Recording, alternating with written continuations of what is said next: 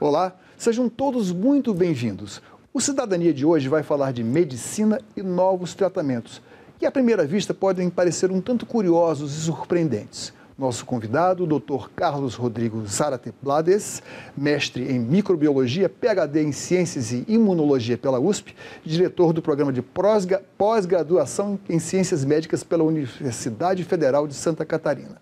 Seja bem-vindo, doutor. Vamos começar sobre esse imenso organismo que é o corpo humano, que é cheio de outros pequenos organismos, pequeníssimos organismos que precisam estar em equilíbrio.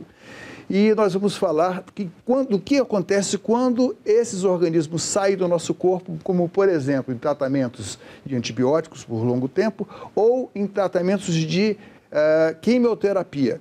Por exemplo, quando o nosso intestino, quando as bactérias que vivem no nosso intestino são expelidas por excessos de antibióticos, nós temos uma diarreia contínua.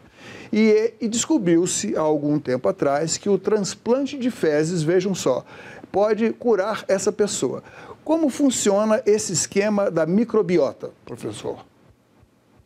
Sim, só uma pequena correção, né? Eu sou diretor do Centro de Controle da Disbiose, né, daqui da universidade, mas sou professor do programa de Ciências Médicas, né, de pós-graduação em Ciências Médicas.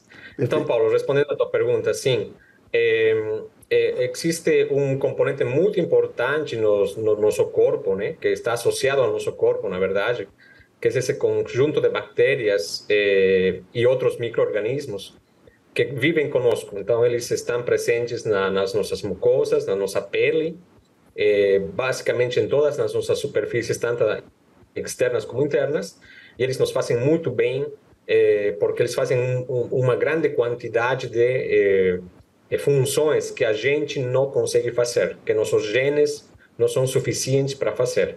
E lá então, atrás, no ginásio, nós ainda no ensino fundamental, nós aprendemos que existem, grosso modo, bactérias saprófitas e patogênicas. Isso é de uma linguagem muito geral. E o que acontece quando nós precisamos... Por que foi descoberto essa questão do transplante de fezes? Como é que foi? O senhor que é professor de imunologia. Sim, exatamente. Então, é uma questão que já veio há muito tempo atrás e que foi abandonada, na verdade, e retomada casuisticamente, ou seja, esporadicamente. Então, na verdade, existem relatos de que na China, quem cuidava da parte da saúde, né, nos médicos daquele tempo, estou falando do século IV, após de Cristo, existem já relatos de que se usavam fezes humanas para tratar certas condições de doença, por exemplo, intoxicações alimentares, por exemplo, diarreias muito persistentes e com bons resultados. Só que isso foi anedótico e foi sendo usado assim. Existem relatos muito esporádicos. Até que nos anos 50 começa outra vez, novamente, de alguma forma um tanto esporádica, mas agora já feito por alguns colegas, né, que trataram alguns tipos de infecções intestinais. Bom, aí vamos pular até os anos 2000. Nos anos 2000, a gente teve realmente um boom da imunologia, porque basicamente a gente conseguiu fazer muito estudo manipulando os genes específicos de animais, né? E o sistema imunológico tem uma particularidade muito grande, que é ele precisa ser estudado no conjunto, ele não consegue ser isolado, por exemplo, como um fígado, como um coração. O sistema imunológico está em todo o corpo, então precisamos manipular organismos inteiros. E então, quando a biologia molecular nos permite manipular certos genes, a gente ganha muitíssimo em imunologia. E isso é o que aconteceu. E então, em 2010, basicamente, a gente tinha uma quantidade de dados tão grande das funções que as bactérias do intestino faziam para o sistema imunológico, que foi somar basicamente 1 mais 1, para ver que os relatos aqueles que usavam fezes humanas para tratar doenças, basicamente era muito ligado a efeitos benéficos através do próprio sistema imunológico. Então, é basicamente isso que está sendo muito estudado e muito explorado hoje em dia. Doutor, como fazer a triagem das pessoas que estejam necessitando repor a flora intestinal naquelas que são indicadas para o tratamento com o transplante de fezes? Então, é uma triagem muito rigorosa. É uma triagem até muito mais exigente que a feita comumente para transfusão de sangue ou até mesmo para órgão sólido, sabe? Porque você tem que, além de eliminar todas as patologias possíveis que possam ser contagiadas, né? Passadas de uma pessoa para outra, através do sangue, por exemplo, agora você também tem que se preocupar com qualquer patógeno que possa ir através das fezes. O senhor quer dizer, então, que deve ser um parente direto, um parente consanguíneo? Não necessariamente. Não, pelo contrário. Essa é a parte boa. Você pode, como doador, você poderia, se o centro tem essa condição, claro, onde estaria sendo feito o transplante de fezes, idealmente, você poderia, como provedor de serviço, dizer que tipo de doação você quer ter. Se quer ter de um parente ou quer ter de um banco ou de um desconhecido, inclusive. Só que, claro, qualquer um desses três casos vão passar por uma triagem muito exigente, como eu falava, porque temos que eliminar todos os patógenos que possam ser transmitidos por sangue, quanto por fezes. Além de, inclusive, eliminar, por exemplo, tratamentos crônicos, ou seja, doadores que estão em tratamento crônico, tomando algum medicamento cronicamente, também não podem participar. E hoje em dia, inclusive, tem critérios que, inclusive, estão olhando qualidade de vida das pessoas, quais são os hábitos de vida comuns, os hábitos nutricionais dessas pessoas. E então se escolhem realmente aqueles que estariam com os padrões mais regulados, digamos assim. Ou seja, desculpe, mas não é um tratamento assim, para que se chegue até essa hipótese de tratamento através do transplante de fezes, é preciso um longo estudo, né? Uma triagem. E antes disso, o que pode ser tentado no caso? Porque me parece que o sintoma predominante é a diarreia nessas pessoas, correto? Sim. Bom, o transplante fecal hoje em dia ainda é um tratamento exclusivamente registrado, digamos assim, para uma infecção por uma bactéria que se chama Clostridioides difficile, ok? E essa bactéria ocasiona períodos de infecção intestinal persistentes e que podem chegar a ser, inclusive, fatais, né? E ela também tem a capacidade de voltar a fazer esse tipo de infecção com certo tempo. Então, quando um paciente tem esse tipo de infecção e é diagnosticado com esse tipo de infecção, ele vai ser tratado basicamente com antibióticos. Com licença, doutor. Só para entendimento aqui nosso, esse Clostridium difficile, ele já existe normalmente no nosso intestino?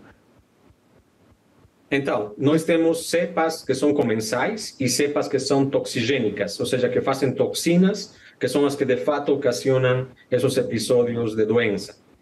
Ok? Então, ela resiste pelo menos teoricamente, pelo que eu entendo, ela é mais resistente ao tratamento com antibióticos de longo prazo, correto? Isso, exatamente. Então, já se passou por uma série de tratamentos com antibióticos, né? Isso é basicamente a história dos antibióticos, né?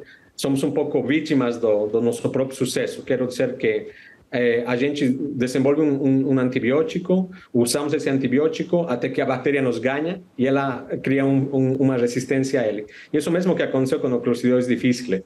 Então, se tratava antes com metronidazol, depois com vancomicina, e agora se trata com fidaxomicina, uma combinação desses antibióticos. Mas, mesmo assim, eles não têm a taxa de sucesso que tem o transplante fecal. Doutor, uma outra pergunta aqui, baseado nas teorias, no que a gente lê. A gente sabe que brasileiro, agora um pouco menos, porque só se compra antibiótico com a receita retida lá na farmácia, mas houve um largo, um exagerado consumo de antibióticos, inclusive em crianças aqui no Brasil. Historicamente isso acontece. Isso, de alguma forma, pode interferir nesse balanço aí, criar alguma resistência no organismo e talvez colocar a pessoa mais suscetível a ter essa diarreia crônica? Muito, muito. De fato, uma das grandes causas de diarreia que se observa nos pacientes é justamente aquela associada ao uso de antibióticos, né? E com isso temos que ter bastante cuidado, porque não é demonizar o uso de antibióticos, né? porque o uso de antibióticos é uma coisa muito boa, mas se bem escolhido e respeitada a dosagem e o tempo que o médico indicou para ser usado, né? Apenas que mesmo nessas condições ideais, digamos assim, eles têm efeitos colaterais, como qualquer medicamento. Só que no caso dos antibióticos, o efeito colateral comumente é a indução de resistências a eles mesmos. E com isso criamos, ou seja, se induzem a presença de bactérias que resistem a esses tratamentos, né?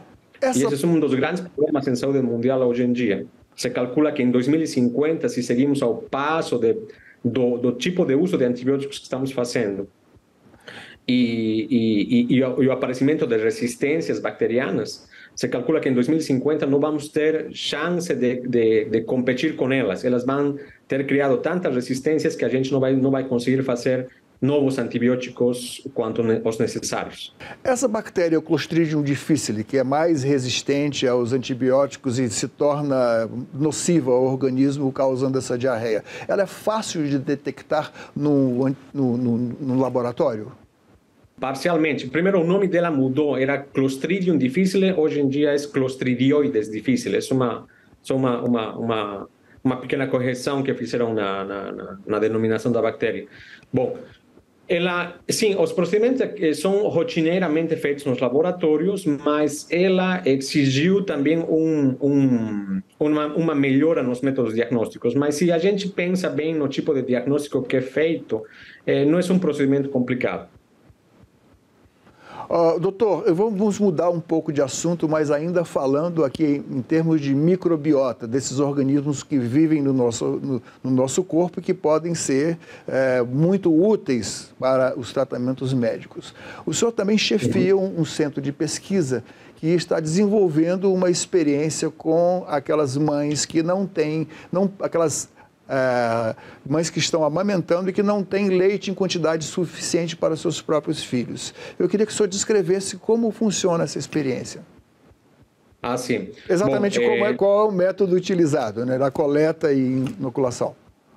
Isso. Então, nós trabalhamos no Centro de Controle da Disbiose, aqui da CCDIS, né, da Universidade Federal de Santa Catarina, e nele conduzimos várias pesquisas justamente destinadas a explorar todas essas capacidades que nossa flora intestinal, né, nossa microbiota comensal, pode nos dar benefícios em diversas áreas de estudo, né, e para diversas doenças. Se vale a pena também dizer, né, que o próprio transplante fecal, por exemplo, hoje em dia está sendo explorado não só para aquela infecção por Clostridium difficile, mas para muitas outras situações, até terapias com câncer, como muito bem você mencionou no início do programa, e autismo e várias outras situações. Então, é uma terapia que realmente está sendo muito estudada.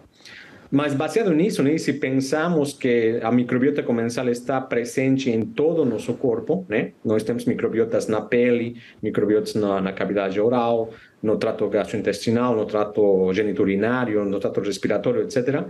Também existe uma microbiota no leite materno, né?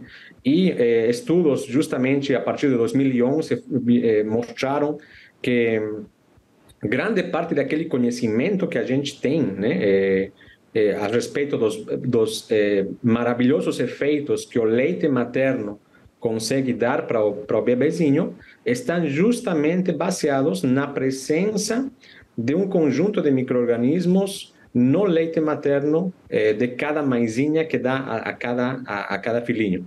E então, isso é muito interessante, né, porque nós sabemos muito bem, né, que o leite materno é uma fonte nutricional ímpar, né? Não existe nada melhor que o leite materno, né? E agora sabemos que grande parte desses efeitos se devem justamente à presença da microbiota comensal. Então vou tentar, me corrija se eu consigo explicar aqui, pelo que eu entendi. Essa experiência que vocês estão desenvolvendo consiste no seguinte: a mãe que produz pouco leite, ela recolhe uma proporção de 1:10% do seu leite e vai até um banco. Esse leite vai para um banco de leite, onde haverá frascos de leite, um estoque de leite materno pasteurizado, ou seja, ele foi reduzido, onde não há essas substâncias, não há essa biota, foi eliminada, e com esse 10% do leite da mãezinha vai ser colocado junto desse leite materno pasteurizado, e lá vai desenvolver toda essa microbiota necessária, e esse leite, então, depois de enriquecido, entre aspas, volta para o bebê. Ou seja, há um fator multiplicador na nutrição do bebê, correto? Exatamente, isso que estamos acreditando. Então, basicamente, né, como você bem descreveu, a gente desenvolveu um estudo, né, clínico, que de fato foi feito em binômios de mães de prematuros, né? Ou seja, mães que estava em trabalho de parto prematuro, ela foi convidada a participar do estudo, né? E o bebezinho também. Então, o que se fazia no estudo? O que fizemos no estudo? Basicamente, recrutávamos esses casos de prematuridade, e é muito comum nos casos de prematuridade que a mãezinha não consiga produzir a quantidade de leite suficiente para seu bebê. E nesse caso, essas mães, né, ou seja, os seus bebês, melhor, vão receber leite de doadora, se é que isso estiver disponível naquele centro de saúde, né? Então, esses bebezinhos recebendo leite pasteurizado é muito bom, porque hoje em dia sabemos muito bem que o melhor suplemento do leite materno mesmo é o leite de outra mãe, mas, como é outra mãe, esse leite precisa ser pasteurizado. E esse processo de pasteurização, lastimosamente, elimina a viabilidade dos micro-organismos comensais presentes. Por que ele precisa ser pasteurizado? Vamos explicar. Para eliminar patógenos, basicamente, e diretamente as respostas. Para eliminar patógenos, pode estar presente nesse leite. O leite daquela mulher que não é a mãe, ele pode ter algum alérgeno, alguma substância alérgica, algo que cause alergia num outro bebê? É isso? Até pode, mas o que nos preocupa mais, o que preocupa mais a saúde em geral, eu falo em nós apenas como uma forma de falar, é a passagem de patógeno, ou seja, de um micro-organismo patogênico que cause doença mesmo ao bebezinho, né? Então, mesmo que as mães que entram nos programas de doação de bancos de leite, elas são também muito bem triadas para elas se tornarem doadoras de leite, ainda assim, o leite recebido por essas doadoras, que é feito em umas condições muito bem estabelecidas também, esses leites precisam ser pasteurizados, porque dessa forma, essa pasteurização elimina a viabilidade de qualquer micro-organismo presente lá e que, porventura, possa ter escapado ao processo de triagem, entende? Então, esse é um procedimento que tem que ser feito no leite doado. Doutor, eu acho que nesse caso aqui, mais uma vez, embora seja algo que muito lógico e muito elementar no nosso entendimento, é preciso sempre insistir que o leite materno para a criança é algo essencial. Nós não estamos falando em hipótese alguma de que o leite possa transmitir doença e tal. Não. É um caso, nesse caso, trata-se de uma experiência que busca multiplicar não só a quantidade, mas a qualidade do leite individualmente que o bebê vai receber, correto? Sim, muito bem falado, Paulo. Então, de fato, Brasil é o país, né? É uma coisa que tem que estar muito orgulhoso o país, porque nós temos o maior banco, a maior rede de banco de leite do mundo. E a gente atende a maior quantidade de bebês no mundo com o leite doado. Então, é um procedimento que se faz a diário, que se faz muito bem, e o Brasil é o campeão mundial em banco de leite humano. Então, isso é uma coisa maravilhosa para os bebês. Então, o que nós estamos fazendo é tentar, inclusive, melhorar essa coisa que já é boa, né? Esse leite que já é muito bom, a gente está tentando melhorar. Por quê? Porque como a pasteurização perde os micro-organismos comensais, né? E o leite original da mãe, né, de um bebê X, esse leitinho esse bebezinho iria ganhar o leitinho da mãe com os seus micro-organismos comensais, né? Como nós pegamos o pouquinho de leite que a mãe está produzindo, nesse caso da prematuridade, como eu falava anteriormente, e inoculamos esse leite em leite doado, posteriormente incubamos por 4 horas, a 37 graus. Nesse momento, essas bactérias que estariam no leite da mãe Agora, no leite pasteurizado, elas conseguem se expandir, crescer novamente, e então se recupera uma coisa que estava sendo perdida. Ou seja, a maisinha com pouca leite iria dar muito pouquinho de microbiota para seu bebê. Agora está conseguindo dar muito mais, porque essas bactérias foram expandidas no laboratório, né? Dentro dos leites, de um processo muito simples, que inclusive no nosso estudo a própria maternidade Carmela Dutra fez, e se alimenta o bebezinho com esse leite que, de fato, se você percebe, é um leite personalizado, né? Agora, Porque uma ganhou boa, essa microbiota da mãezinha dele. agora, uma boa notícia, ou pelo menos a perspectiva de uma boa notícia. Vocês já estão em contato com o SUS para no intercâmbio, eles estão monitorando essa experiência para que vocês possam colocar isso no Sistema Único de Saúde, correto? Exatamente, nossa pesquisa foi, de fato, em grande parte, nós tivemos fundos do programa de pesquisa para o SUS, né? Tivemos uma reunião ao mês passado, justamente mostrando nossos dados, o que mostra nossos dados até hoje, que esses leites que ganharam essa microbiota, eles aumentam em uma qualidade muito, mas muito grande, tanto em micro-organismos comensais, quanto em metabólitos que são produzidos por esses micro-organismos comensais. Então, a qualidade do leite pasteurizado, que já é uma qualidade muito boa, ainda, através do procedimento, melhora enormemente. Então, o que mais desejamos, né, é que esse tipo de melhora do leite pasteurizado possa ser implementado nos bancos de leite em geral, e com isso, então, beneficiar um grande número de bebês, né? Doutor, já que o senhor falou que o Brasil, uma ótima notícia, o Brasil campeão mundial de banco de leite materno, eu acredito que haja capilaridade suficiente para que essa experiência, esse experimento possa ser disseminado facilmente. O investimento nisso seria muito caro ou algo que possa ser colocado para todas as regiões do Brasil, mesmo lá nos rincões? Não, essa é a outra grande vantagem, né? É um procedimento que, de fato, a primeira tentativa desse procedimento foi feito num estudo nos Estados Unidos, só que foi feito in vitro, né? Eles pegaram e adicionaram e tentaram ver se que a microbiota poderia se recuperar.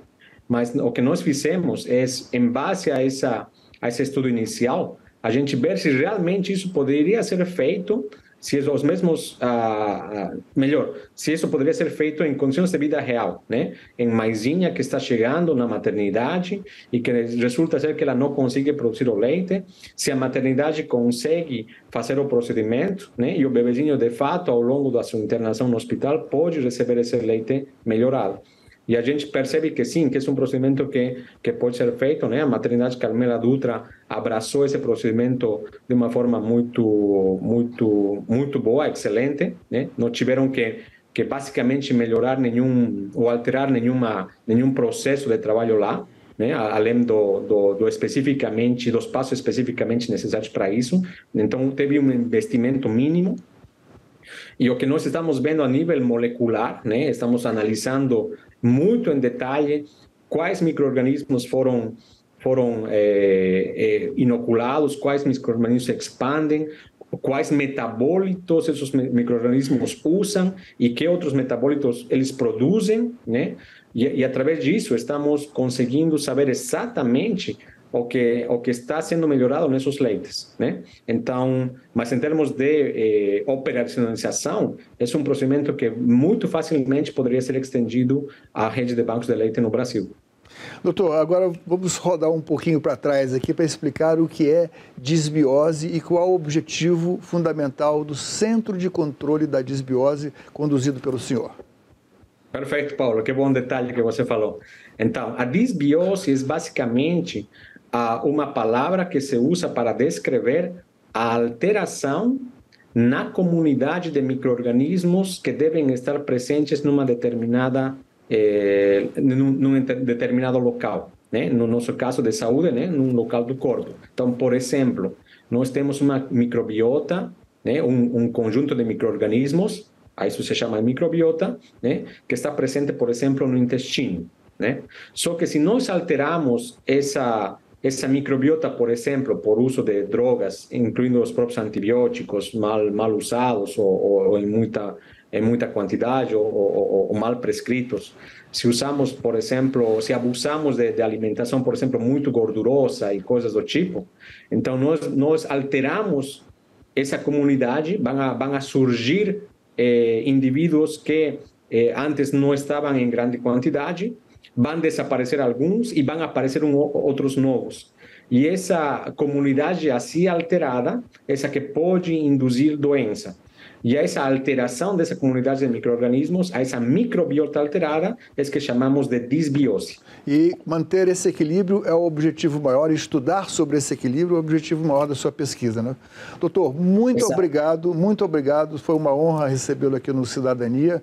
Sucesso para a sua equipe. Ficamos realmente muito satisfeitos de saber de todas essas importantes pesquisas. Muito obrigado, Paulo. Eu sou quem agradeço. Esses espaços para nós, pesquisadores que atuamos nas ciências celulares e moleculares, são muito importantes e sempre nossa pesquisa está tentando justamente ficar perto da aplicabilidade, né? Isso é o que mais queremos fazer. E para isso precisamos que justamente melhores investimentos em pesquisa científica continuem a ser feitos, porque nosso objetivo é justamente esse, tentar melhorar a saúde da população em geral. Muito obrigado, Paulo. Esta entrevista e todos os nossos outros programas estão disponíveis para você rever ou compartilhar no nosso site, senado.leg.br/tv, ou então pelo nosso canal no YouTube. Inscreva-se lá e marque o sininho para receber notificações. Obrigado pela companhia e até o próximo Cidadania.